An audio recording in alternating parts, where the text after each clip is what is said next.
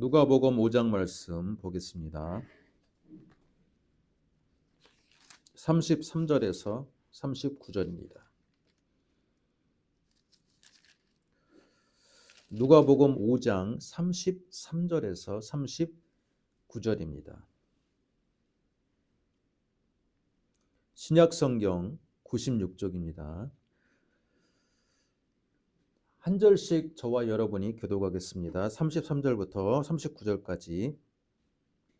그들이 예수께 말하되 요한의 제자는 자주 금식하며 기도하고 바리새인의 제자들도 또한 그리하되 당신의 제자들은 먹고 마시나이다. 예수께서 그들에게 이르시되 혼인 집 손님들이 신랑과 함께 있을 때에 너희가 그 손님으로 금식하게 할 수 있느냐.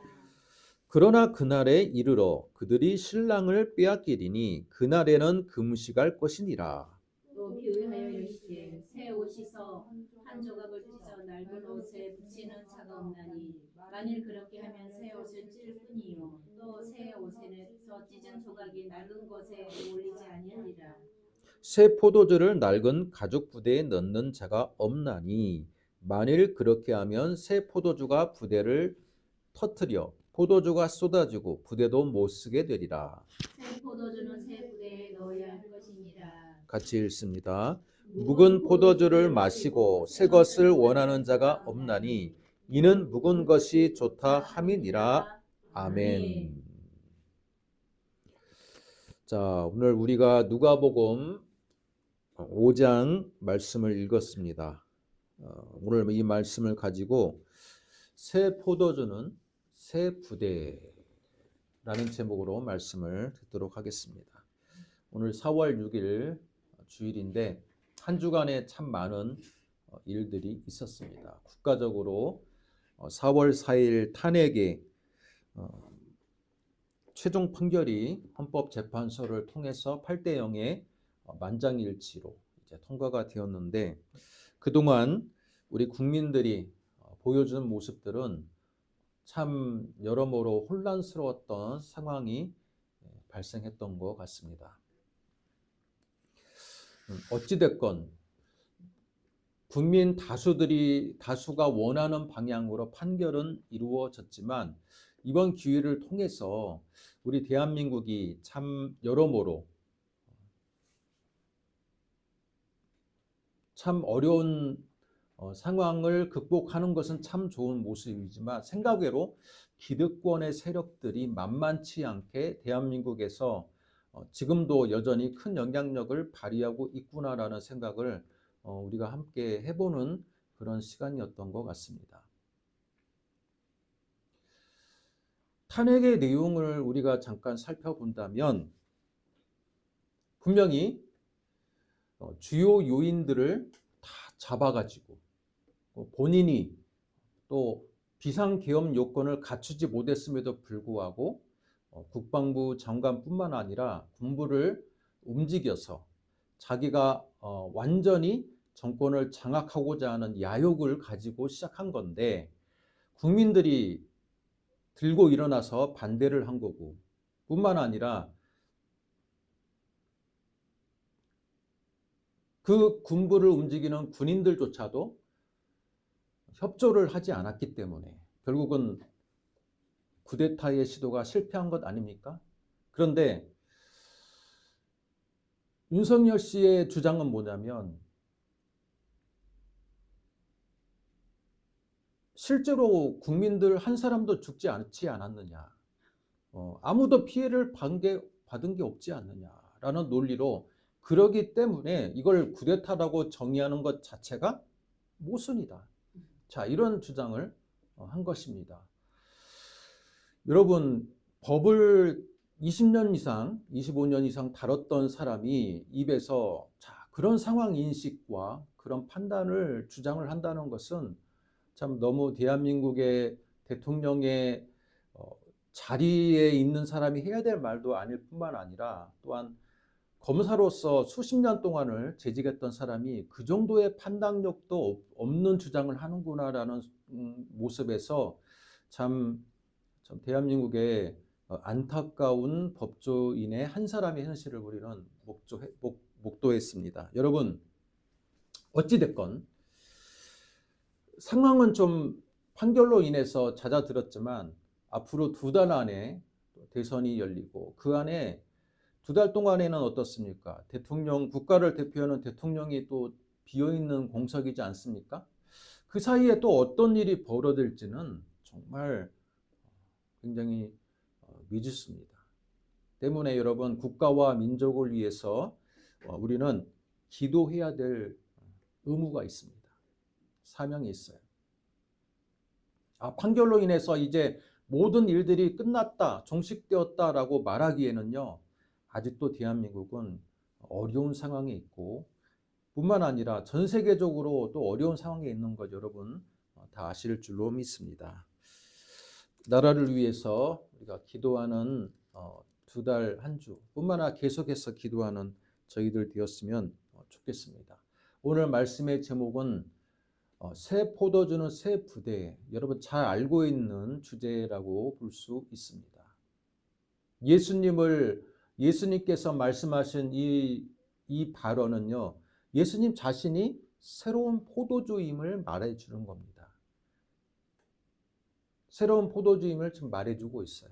우리가 요한복음 2장에서 여러분 가나의 혼인잔치에서도 여러분 예수님께서 포도주가 다 떨어졌을 때 물을 포도주로 변화시키면서 잔치를 다시 일으켰던 것처럼 예수님은 새로운 포도주로 이 땅에 오심을 보여주고 있습니다.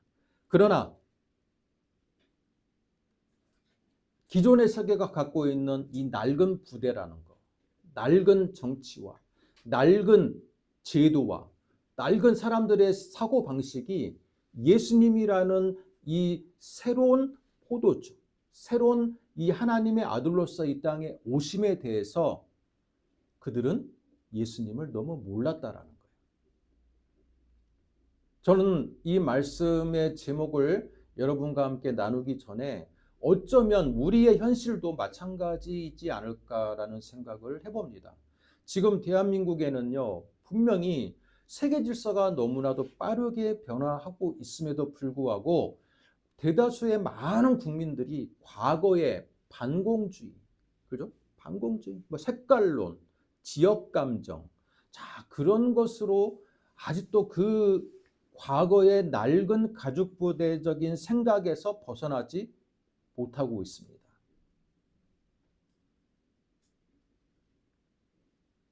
낡은 생각에서 벗어나지 못하니까 분명히 똑같은 계엄의 상황과 또 대한민국에 처해 있는 상황을 봄에도 불구하고 그것을 판단하는 그 관점과 기준이 극단적으로 나뉘게 됩니다. 그러면서 저는 느낍니다. 과연 우리가 사실을 있는 그대로 볼 수 있는 능력이 있는가? 복음을 정말로 있는 그대로 볼 수 있는 능력이 있는가? 정말 생각해 보지 않을 수가 없습니다. 여러분, 일급수의 물은요, 사람들이 슬리퍼를 신고 그 일급수의 물을 지나가더라도 그 물은 쉽게 흐려지지 않습니다. 그러나 상급수, 사급수가 되는 물은 어때요? 우리 주변에 있는 그 오래된 아라뱃길, 정인천. 겉으로 볼 때는 가만 물이 잔잔하게 흐를 때는 그래도 윗물은 맑아 보입니다. 그러나 사람들이 슬리퍼를 신고 지나가거나 또는 장마로 인해서 물의 수량이 늘어날 때는 어때요? 완전히 흙탕물로 변하는 것 여러분 기억하실 겁니다. 마찬가지로 지금까지 우리 대한민국은 전 세계에서 유례를 찾아볼 수 없는 경제 발전을 이루어서 개발도상국에서 선진국으로 된 이는 거의 대한민국이 유일하다 할 만큼의 자부심을 갖는 나라였습니다. 뿐만 아니라 독재 국가에서 민주주의를 이루었다라고 성공적으로 또한 사례를 들 수 있는 나라였습니다. 그러나 그것이 이번 사건을 통해서 우리 대한민국은 겉으로 볼 때는 위에는 맑은 물이 흐르는 것처럼 보여 있지만 그 밑에는 아직도 많은 진흙들이 쌓여 있구나. 그 진흙을 우리는 뭐라고 부릅니까? 적폐라고 부릅니다. 그것이 국가가 조금이나마 위기가 생각하면 그 적폐가 갖는 영향력이 얼마나 큰지를 우리는 이번 사건을 통해서 볼 수 있게 되었습니다. 저는 그래서 이 12월 3일의 이 탄핵 시도가 오히려 대한민국의 미래에는요, 지금은 저는 치명타를 준 결정적인 사건이지만 우리가 대한민국이 얼마나 기득권 중심적인 사회이고 또한 법을 다루는 법조인의 타락이 얼마나 심각한지를 알게 되는 오히려 좋은 대한민국의 미래를 볼 때는 이번 사건이 어쩌면 대한민국에 쌓여있던 또는 그 적폐의 모습들을 다시 한번 모든 국민들이 실감할 수 있는 사건이지 아니었을까라는 생각을 해봅니다. 이제는 그것들을 하나씩 하나씩 해결해 나가면서 더욱더 투명한 대한민국을 만들기 위한 과제가 바로 저희들과 여러분 앞에 놓여져 있다. 그렇게 생각합니다. 우리는 항상 미래지향적으로 가야 되고 과거의 적폐 세력들이 얼마나 지금도 대한민국에서 큰 영향력을 발휘하고 있는지 알아볼 필요가 있다. 이걸로 우리는 한 주의 말씀을 저와 여러분이 시작하고자 합니다. 이것에 대해서 저희 우리화평교회 교인들은 특별히 큰 반대 의견을 보이지는 않을 거라고 생각합니다. 그러나 안타깝게도 많은 대한민국에 있는 교회를 다니시는 개신교인들은 이번 4월 4일의 판결에 대해서 매우 안타까워하고 있어요. 이 종북 좌파가 이겼구나. 그렇게 생각하기도 하고 대한민국이 정말 이번 사건으로 이게 공산화가 될 것인가라고 심지어 그렇게 생각하는 부류들도 교회 안에는 참 많이 있습니다. 무엇이 잘못되었을까? 교회가 왜 이렇게 시대착오적인 발상을 하고 교회를 다닌다고 하면 저 사람은 정말 극우파겠구나라고 거의 동일시되는 이 사회적인 분위기가 어떻게 해서 이렇게 형성이 되었는지 저는 심히 안타까움을 금하지 않을 수가 없습니다. 그래서 제가 수요일 강의를 통해서 앞으로 몇 주간 동안 기독교가 이렇게 우경화된 이유 뿐만 아니라 앞으로 나아가야 될 방향, 기독교적인 세계관, 그 주제를 가지고 계속해서 제가 영상을 올릴 것입니다. 그러나 그러기 전에 안타까운 것은 교회가 지금도 여전히 한국 교회는 참 전망이 밝지 않다. 오늘 말씀에 비춰보면 뭡니까? 낡은 가족 부대다. 새로운 가족 부대가 필요한 상황인데 교회는 새로운 가족 부대의 역할을 하지 못하고 낡은 가족 부대로서 그대로 남아 있어요. 그게 참 안타까운 현실이지 아니할 수가 없습니다. 자, 오늘 말씀을 보겠습니다. 32절, 우리가 읽은 33절 바로 윗절을 보면요, 예수님께서 이런 말씀을 했습니다. 30절을 보면 바리새인과 서기관들이 제자들을 비방합니다. 예수님 앞에서 비방합니다. 야, 너희들 어떻게 세리와 죄인과 함께 먹고 마시냐? 그러니까 예수님께서 뭐라고 말합니까? 건강한 사람에게는 의사가 필요 없다. 병든 자에게서만 의사가 필요한데 내가 세상을 고치러 온 의사니까 내가 그들과 함께 있는 것이다. 자, 그렇게 말하면서 내가 의인을 부르러 온 게 아니라 누구를 부르러 왔다? 죄인을 불러서 회개시키러 왔다. 자, 그 말과 오늘 말씀은 이어지는 구절입니다. 나는 죄인을 부르러 온 하나님의 아들이고 그들을 회개시키러 왔다라고 하니까 그들이 그러면 그래? 알았어. 그러면 회개시키러 온 건 알겠는데 야, 회개를 시키면 회개의 표식인 금식을 해야 되는데 너와 너의 제자들은 왜 회개의 표식인 금식을 하지 않지? 자, 그 얘기를 하는 겁니다. 자, 이걸로 우리가 알 수 있는 건 뭡니까? 예수님 당시에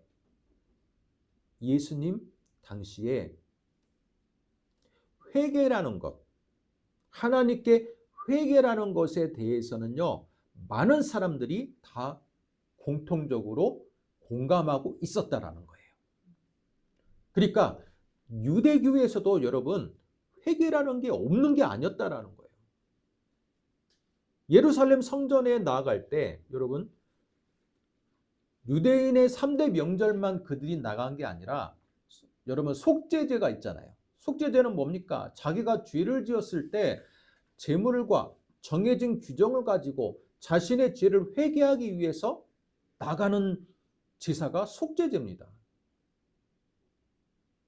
화목제 역시 하나님과 우리 사이에, 인간과 인간 사이에 이 죄로 인해서 막힌 그 장벽을 허물기 위해서, 하나님과의 화목함을 위해서, 사람들과의 화목함을 위해서 나가는 제가 화목제입니다. 여러분, 이미 유대교 안에서도 회개라는 제도와 회개라는 개념은 분명히 있었습니다. 오늘 말씀을 보니까 33절, 바리새인과 서기관들이 예수님께 말합니다. 요한의 제자들도 자주 금식한다. 요한의 제자는 누굽니까? 세례 요한이에요. 여러분, 세례 요한도 요단강에서 물세례를 줬을 때 그 물세례의 의미는 뭡니까? 회개 세례거든요. 물세례가 바로 물에 들어감과 동시에 나는 이제는 죄로 인해서 죽었던 내가 다시 회개를 함으로 인해서 다시 물에 올라왔을 때 나는 다시 과거에 나는 죄로 인해서 죽었는데 이제는 하나님께 회개를 통해서 내가 죄를 사함을 받은 자가 되었다라는 의미로 회개의 물세례를 준 겁니다. 그러기 전에 세례 요한의 제자들은요, 너희들 물세례 받기 전에 어떻게 했을까요? 금식해. 분명히 그렇게 하지 않았을까요? 금식을 철저하게 했습니다.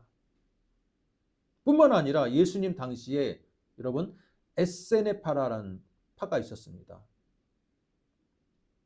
에세네파는요, 광야 동굴에 살았어요. 집단 생활을 합니다. 경건 생활을 합니다.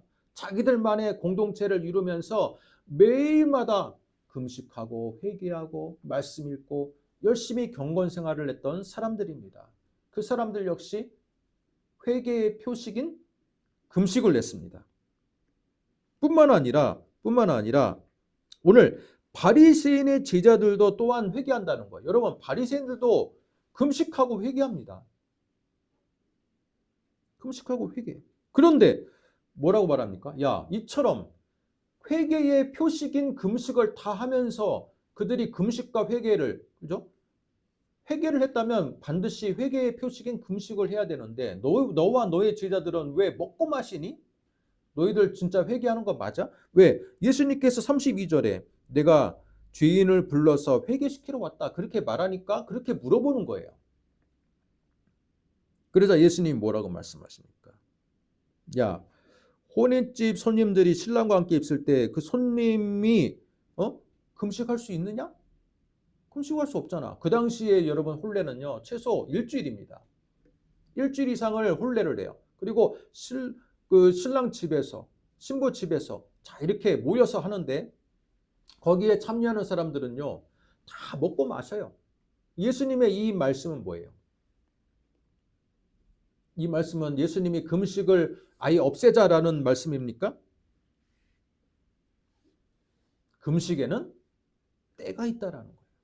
예수님은 금식 자체를 부정하는 게 아니라 야, 금식은 아무 때나 하는 게 아니라 금식에는 적당한 때가 있다. 지금은 금식할 때가 아니다. 이건 무슨 말씀이에요? 내가 이 공생의 사역을 예수님은 다 아시죠? 공생의 사역 길어야 3, 4년이에요. 이 짧은 기간 동안 내가 제자들과 함께 있는 것이 더 중요하지 예수님과 더 많은 시간을 더불어 있는 게 중요하지 금식 때문에, 그죠? 따로 어디에 한적한 곳으로 가서 예수님과 분리되어서 금식하는 것 또는 금식으로 인해서 힘이 없어서 또 그걸로 인해서 예수님과 함께 공생의 사역에를 참여하지 못하는 것, 그건 오히려 하나님의 나라에 합당하지 않다라는 겁니다.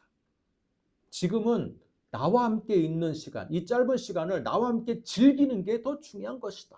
예수님은 그런 의미로 이렇게 말씀을 하셨습니다. 여러분, 이제 얼마 지나지 않으면 제자들은 나와 떨어질 것인데 나와 떨어진 그 순간부터는 이제는 금식할 것이야. 그 말씀을 하시는 겁니다. 예수님은 이미 아시는 거예요. 예수님이 이 땅에 사역을 해 나가는 그 기간이 그렇게 길지 않다는 걸 아시기 때문에 나와 함께 있는 동안은 죄인들을 내가 부르러 왔는데 그들에게 금식을 요구하는 게 아니라 나와 함께 먹고 마시는 것 자체가 얼마나 더 중요한 일이라는 거예요. 그렇지 않습니까? 우리가 예수님을 한 번이라도 더 우리가 더 꿈속이라도 또 기도 중에라도 한 번이라도 음성 듣기를 원하고 만나기를 원하는데 그 당시 사람들은 친히 예수님을 직접 눈으로 보고 있는 그때에는 금식이 필요 없는 것이죠. 오히려 그분과 함께 더불어 먹고 마시고 그분의 말씀을 한 자라도 더 듣는 것이 더 가치 있고 의미가 있는 일이라는 겁니다. 그러면서 예수님은 이렇게 말씀하십니다. 그날에 이르러 신랑을 빼앗기리니, 신랑을 빼앗길 때가 옵니까? 예수님이 이제는 더 이상 이 땅에 없을 때가 있다라는 거예요. 그때는 비로소 금식할 것이다. 자, 그렇게 말씀하시면서 36절과 37절 이하의 두 가지의 비유를 드십니다. 새 옷을 낡은 옷에 붙이지 않고 또 새 포도주를 낡은 가죽 부대에 넣지 않는다. 자, 그 말씀을 주시는 겁니다. 예수님의 비유는요, 한 가지 주제를 가지고 여러 가지의 예를 들면서 비유를 드는 경향들이 있습니다. 특별히 오늘도 마찬가지죠. 37절의 새 옷에 대한 비유와 37절의 새 포도주의 이런 비유는요, 같은 주제예요. 그러나 얘가 좀 다를 뿐이지. 자, 근데 오늘은 새 포도주를 가지고 우리가 더 초점을 맞추어서 보도록 하겠습니다. 예수님 당시에 여러분 포도주를 어떻게 보관할까요? 지금은 플라스틱과 유리병이 있는 시대지만 예수님 당시에는요, 포도주를 보관하기가 그렇게 용이하지가 않았습니다. 플라스틱도 없고 유리도 발견이 안 되던 때예요. 때문에 그 당시에 가장 흔하게 볼 수 있었던 목축을 하는 나라였기 때문에 양이나 염소의 가죽 중에 위 있잖아요. 위나 또는 그 전체 가죽을 통으로 짜가지고 그 밑에를 묶고 그 가죽을 통해 가지고 포도주를 보관하던 것이 일반적인 방법이었다고 그럽니다. 지금도 몽골 초원에서는 사람들이 그렇게 보관하고 있어요. 자, 근데 새로운 가죽을 만들어서 새로운 포도주를 담으면 좋을 것인데 새로운 포도주가 갖는 속성은 뭡니까? 발효가 된다는 겁니다. 새 포도주는 발효가 돼요. 발효가 될 때 반드시 나오는 게 뭡니까? 가스가 나오고 기포가 나오고 그러면서 부풀어 오릅니다. 발효의 모든 과정들이 새로운 가스가 배출이 되는 거죠. 자, 그런데 새로운 가죽 부대에 그것을 넣으면요, 발효가 되는 것을 신축성이 있고 견딜 수가 있어요. 빵빵해지더라도 터지지 않아요. 그러나 오랫동안 사용한 가죽들은 어때요? 신축성이 없고 조금이나마 균열이 있을 수 있습니다. 그렇게 되면 그 가죽 부대는 견디지 못하고 터지게 돼 있습니다. 그래서 예수님께서 이 말씀을 주시는 겁니다. 새 포도주는 새 부대에 넣어야 된다라는 겁니다. 이건 뭡니까? 이 말씀의 1차적인 의미는 뭡니까?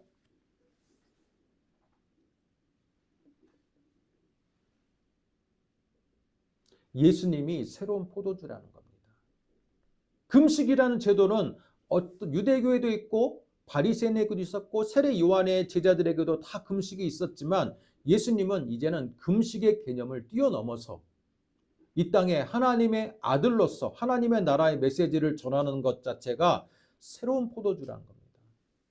너희들이 지금 입고 있는 이 유대적인 문화와 종교와 시스템은 이미 낡은 오래된 오래 묵은 포도주이기 때문에 더 이상 새로운 포도주를 낡은 가죽 부대에 넣을 수는 없다라는 겁니다. 새로운 교회라는 것들이 필요하다는 겁니다.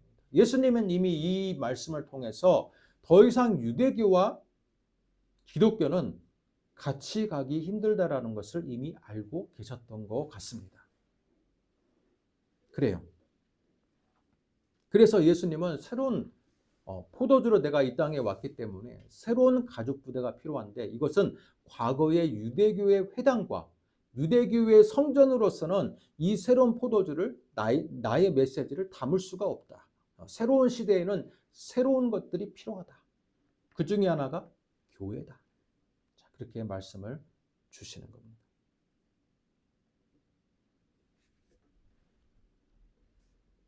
그런데 지금 교회는 어떻습니까? 예수님의 이 정신, 예수님의 하나님의 나라의 메시지를 지금 잘 담고 있는 새로운 포도주의 역할을 하고 있습니까? 새로운 포도주가 아니라 새로운 가죽 부대 역할을 하고 있습니까? 새로운 가죽 부대가 아니라 지금 교회는 벌써 낡은 가죽 부대가 된 것 같아요. 그래서 예수님의 이 메시지를 감당할 수가 없어.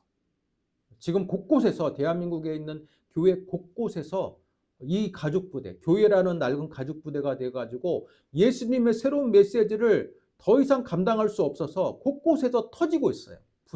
새고 있고. 그렇지 않습니까? 이번 탄핵 사건 때 대한민국에 있는 많은 큰 교회 목사님들이 어떤 반응을 하는지 제가 여러 그 신자들에게 물어보기도 하고 영상으로 검색을 해보기도 하는데 대부분 목사님들이 어때요? 12월 3일 그 계엄 사건 이후에 직후에 그들의 메시지가 대한민국이 어렵습니다. 대한민국을 위해서 기도합시다. 라고 말했습니다. 무엇이 잘못됐는지는 그냥 말하지 않아요. 제가 조금 전에 말했던 것처럼 분명히 잘못한 사람과 잘못한 개혁 그 시도라는 것들을 조금 상식이 있다면 알 텐데 그것조차도 성도들한테 분열을 일으킬까 봐 두려워서 쉽게 자신의 의사를 표현하지 않습니다. 과연 교회가 새로운 가족 부대 역할을 하고 있는지 우리가 한번 생각하지 않을 수가 없습니다. 생각하지 않을 수가 없어요.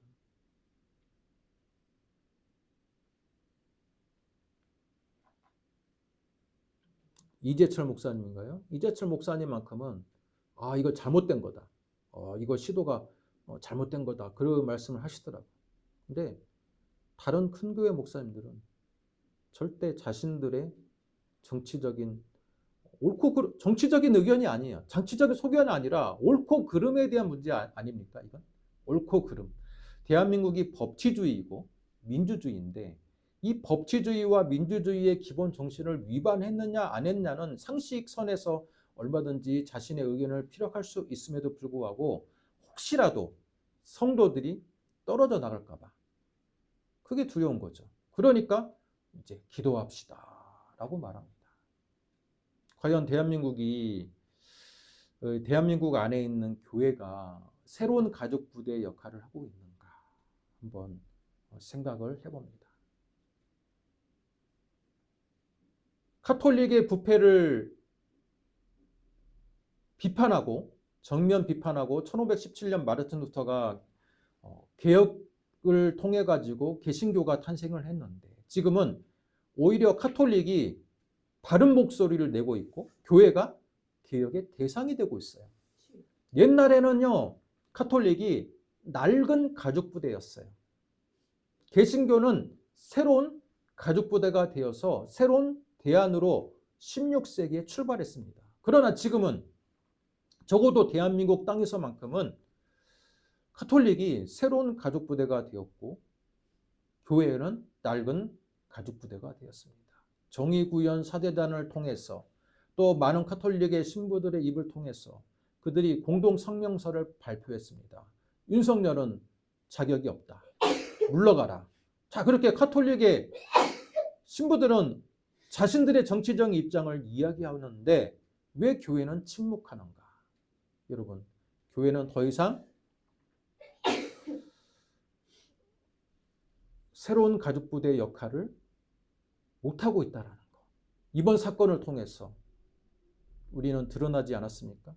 또 교회가 색깔론의 온상이 되고 있고 지역 감정을 조장하는 온상이 되고 있고 아직도 반공주의에 빠져가지고 극우적인 이 대립과 상황을 오히려 교회가 부추기고 있는 이 상황은 대한민국에서 교회는 더 이상 새로운 가죽부대 역할을 하지 못하고 있다는 것. 우리는 이번 사건을 통해서 뼈저리게 느끼고 있습니다. 회개해야 될 문제입니다. 회개해야 될 문제. 자, 오늘 말씀을 통해서 저는 몇 가지 여러분과 함께 말씀을 나누고자 합니다. 첫 번째, 회개는 단지 금식으로만 연결되는 게 아니라 기쁨의 잔치로 연결돼야 된다는 겁니다. 예수님은 어때요? 예수님과 함께 있는 제자들은요, 단지 금식을 위해서 모인 게 아니라 예수님 있는 동안에는 기쁨의 잔치로 했잖아요. 예수님과 함께 있는 제자들이 기쁨의 잔치를 하는 것이 진정으로 하나님의 나라가 구현되는 것이에요. 그죠? 마찬가지입니다. 우리도 교회 모이면 기쁨의 잔치가 돼야 돼요. 일주일 동안 내가 세상 가운데 어떻게 신앙적으로 내가 싸웠는지를 간증하고 서로 독려해주고 또 그렇게 신앙을 잘 유지하고 신앙의 삶을 살았던 것에 대해서 큐티를 나누고 고백할 때마다 서로 격려하고 기뻐해 주는 게 교회가 돼야 돼요. 그런데 일주일 동안 죄와 더불어서 세상에 푹 절여져 있다가 살다가 교회 와서야 한두 시간 위로받고 다시 세상 속에서 세상에 때묻는 삶으로 돌아가는 그런 신앙적인 삶은요, 더 이상 주님이 원하는 삶도 아니고 오늘 예수님이 말한 새로운 포도주는 새로운 가죽부대에 넣는 삶도 아닙니다. 진정한 회개는 금식과 더불어 내 자신을 뼈저리게 후회하고 또 고백하는 그런 의식과 더불어서 그것으로 끝나는 게 아니라 기쁨의 잔치가 있어야 돼요. 누가복음 15장을 보면 여러분 탕자의 비유에서 어때요? 아버지가 돌아가시기 전에 미리 유산을 받아가지고 타국에서 흥청만져 쓰다가 완전히 타락해버렸던 이 아들이 다시 돌아왔을 때 어떻습니까? 다시 돌아온다는 건 뭘 말합니까? 아버지께로 온다는 것은 회개한다는 거예요. 회개한다고 왔을 때 아버지는 그 아들이 얼마나 미웠겠습니까? 그럼에도 불구하고 살진 송아지를 잡고 잔치를 열어주는 것. 회개하고 돌아온 자에게 잔치를 열어주는 게 바로 교회가 돼야 되는 거예요. 그래서 우리는 항상 기쁨에 회개와 더불어서 우리 삶이 예수님이 주시는 최상급의 포도주를 맛보는 그런 삶이 우리 삶에 이루어져야 된다는 것입니다. 그러나 우리는 금식을요, 굉장히 조건적으로 하고 있어요. 내가 30일 작정 기도, 40일 기도, 열흘 기도, 일주일 기도. 근데 하는 건 좋아. 근데 하는 이유가 뭡니까? 내 소원을 이루기 위해서. 이번에 우리 아들 또 어떻게 이번에 좋은 직장에 가야 되고 사업이 성공하기 위해서 또 축복받기 위해서 그러면서 기도합니다. 기도하는 건 좋은데 금식합니다. 금식했더니 그게 해결이 되면 나중에 끄떡하면 이제 복받기 위해서 뭔가 문제를 해결하기 위해서 금식을 하는 거예요. 여러분, 이 금식을 주님이 기뻐하실까요? 진정한 금식의 의미는 뭐예요?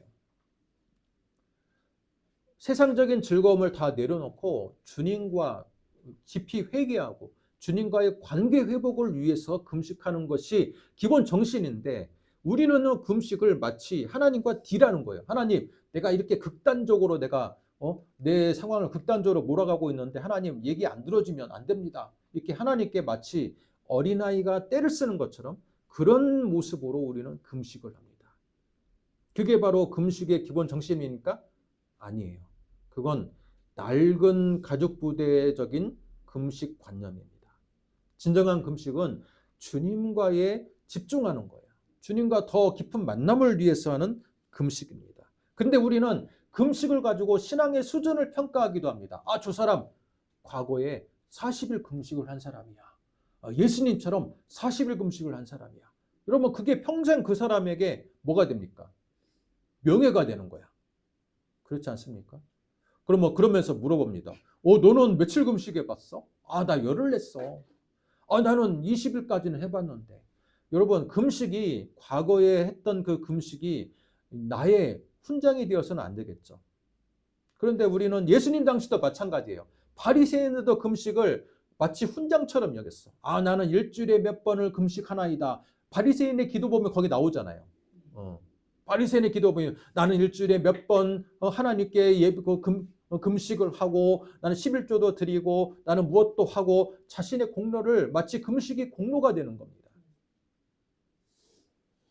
세례 요한의 제자들도 그 부분에서는 예수님을 뛰어넘지 못했어요. 세례 요한도. 어때요? 회개 세례를 주니까 금식을 당연히 여기는데 그 금식이 마치 이제 회개의 진정한 의미를 살리기보다는 하나의 절차로 되는 것이죠. 진정한 금식은 그 금식의 횟수가 중요한 게 아니라 몇 회를 한 게 중요한 게 아니라 내 원하는 바를 이루기 위한 금식이 아니라 오직 하나님과 그의 아들 예수 그리스도에게만 집중하기 위한 금식이 되어야 됩니다. 새 포도주를 새 가죽 부대의 새로운 형식으로 여러분, 새 포도주와 새 가죽 부대는 이제 새로운 형식과 틀이 필요한데 기존의 카톨릭이 여러분 타락해서 새로운 가죽 부대였던 교회가 탄생했는데 이제는 교회 역시 새로운 가죽 부대가 아니라 그죠? 낡은 가죽 부대가 되었습니다. 이제는 어떤 새로운 가죽 부대가 필요합니까? 과연 교회 안에서의 개혁이 될 수 있는가? 아니면 교회를 뛰어넘는 또 다른 성격의 제도와 공동체가 필요한 것인가? 여러분, 심각하게 우리가 고민하지 않을 수가 없습니다. 자, 오늘 말씀 보겠습니다. 39절 마지막 절을 같이 읽습니다. 저와 여러분이 시작. 묵은 포도주를 마시고 새 것을 원하는 자가 없나니 이는 묵은 것이 좋다 함이니라. 사람들은요 이거예요. 묵은 포도주를 마시는 걸 좋아해. 여러분, 묵은 포도주를 좀 다른 말로 하면 익은 포도주예요. 포도주가 익으면 맛있습니까? 안 맛있습니까? 맛있어요. 이 묵은 포도주에 사람들이 심취하기 때문에 여러분, 묵은 포도주에게 굳이 새 가죽 부대에 넣을 필요가 없어요. 묵은 포도주는 이미 발효가 끝난 포도주니까 낡은 가죽 부대에 넣어도 아무런 이상이 없어요. 그래서 예수님 당시에 사람들은요 묵은 포도주가 좋아, 낡은 가죽 부대가 좋아. 그게 사람들의 기본 생각인 겁니다. 이건 뭐예요? 하나님의 아들 예수 그리스도가 이 땅에 왔으나 예수 그리스도의 치유 사역과 메시지는 좋으나 사람들은 한편으로는 예수님으로 인해서 열광했지만 집으로 돌아가면 뭐를 더 추구했다고요? 여전히 묵은 포도주였던 유대교를 더 예수님 앞에서는 예수님 때문에 열광했지만 결국은 집에 돌아가면 다시 묵은 포도주인 유대교에 그들은 만족했다라는 거예요. 유대교적인 오래된 종교적인 관습에 그들은 젖어 있었기 때문에 그것이 완전히 바뀌어야 될 필요성을 느끼지 못했다는 겁니다. 이게 사람들의 속성이에요. 그죠? 사람들의 속성입니다. 묵은 포도주에 만족하는 거예요. 근데 우리도 지금 교회가 묵은 가죽 부대가 되었는데 묵은 가죽 부대에 있는 교회에 우리도 만족하고 있지는 않나요? 교회가 원래 그렇지 뭐. 교회가 원래 교회에서 사람 보고 예수를 믿나? 목사님 보고 예수 믿나? 우리 그렇게 말하면서 묵은 가죽 부대가 된 교회가 당연히 그렇게 된 것이 뭐 그럴 수 있다라고 우리는 생각하면서 살아가고 있지는 않습니까? 예수님은 이 39절을 통해서 뭘 말하고 있습니까? 묵은 포도주를 좋아하는 사람, 묵은 가죽 부대, 오래 낡은 가죽 부대에 묵은 포도주를 넣는 그런 삶에서 벗어나라는 거예요. 새로운 포도주, 새로운 가죽 부대의 넣음을 통해 가지고 새로운 시대를 이끌어가는 그 선도하는 것이 바로 예수를 따르는 공동체가 나가야 될 길이라는 겁니다. 그렇지 않습니까? 근데 우리는 왜 이 대한민국 사회에서 교회가 세상을 걱정하는 게 아니라 세상이 교회를 지금 손가락질하고 세상이 교회의 이 타락을 걱정하는 시대가 살고 있는지 우리는 생각해 보지 아니할 수가 없습니다. 사랑하는 성도 여러분, 오늘 예수님의 이 말씀은 지금 우리 시대에도 필요한 말씀입니다. 우리 시대. 우리가 정말 변하지 않으면 교회는 낡은 가죽 부대로 인해서 이미 터져버릴 겁니다. 언젠가는 조만간 터질 수도 있고 또는 질질질질 새면서 예수님의 이 귀한 메시지를 우리는 다 흘려버리는 그런 삶을 살 수밖에 없습니다. 대한민국 교회에 남아있는 그 시간이 그렇게 많지 않았습니다. 빨리 개혁을 추구하고 변화를 추구하는 그 기회가 얼마 남지 않았습니다. 그러나 제가 볼 때는 큰 교회에서는 기대하기가 힘들어요. 성도가 떨어지는 걸 원치 않기 때문에. 일제시대에도요, 여러분, 신사참배로 인해서 큰 교회 목사님들은 신사참배를 거부하지 않았습니다. 신사참배가 유상숭배가 아니다라고 말했어요. 그렇게 말함으로써 교회의 교세가 더 크게 성장하면 그걸로 우리는 만족한다라고 생각했던 겁니다. 안타깝지만 그런 비극적인 사건들이 과거에도 있었던 것이 지금 우리 시대에도 마찬가지로 나라가 어떻게 되든 말든 나는 성도들만 잘 유지하고 성도들만 더 우리 교회로 들어오게만 하면 된다라는 그런 의식이 과연 새로운 가족 부대적인 생각입니까? 그렇지 않아요. 오늘 이 말씀을 통해서 진정으로 대한민국 안에 과연 우리가 지금 처해 있는 상황에 대한 엄중한 현실 인식과 또한 예수님께서 말씀하신 그 새로운 포도주를 새로운 가족 부대에 넣는 것 어떻게 실천해 나갈 것인지 우리가 진정으로 고민하고 나가는 저와 여러분 되시기를 주님의 이름으로 축복합니다. 기도하겠습니다. 하나님 아버지 은혜와 사랑을 감사합니다. 오늘 우리에게 주시는 이 말씀이 마치 우리를 질책하는 듯한 또 우리를 지금까지 여전히 낡은 가죽 부대로 전락한 우리 한국 교회를 향한 경종을 울리는 말씀과 같은 오늘 메시지를 들었습니다. 이 메시지가 우리에게 울림이 되어서 진정으로 한국 교회에 다시 한번 희망을 찾고 또 다시 한번 개혁의 방안을 서로 고민하고 기도하며 나가는 저와 여러분 되게 하여 주옵소서. 아멘. 이를 통해서 새로운 하나님의 나라의 운동이 일어나게 하시고 새로운 시도가 일어나게 하셔서 기독교 안에도 진정으로 예수님의 그 메시지가 다시 한번 21세기에 새롭게 해석이 되고 새롭게 출발하고 개혁이 되는 그런 놀라운 역사가 일어날 수 있도록 바로 우리들이 그런 밑거름이 될 수 있도록 하나님 인도하여 주시옵소서. 아멘. 믿사오며 예수님의 이름으로 기도드립니다. 아멘.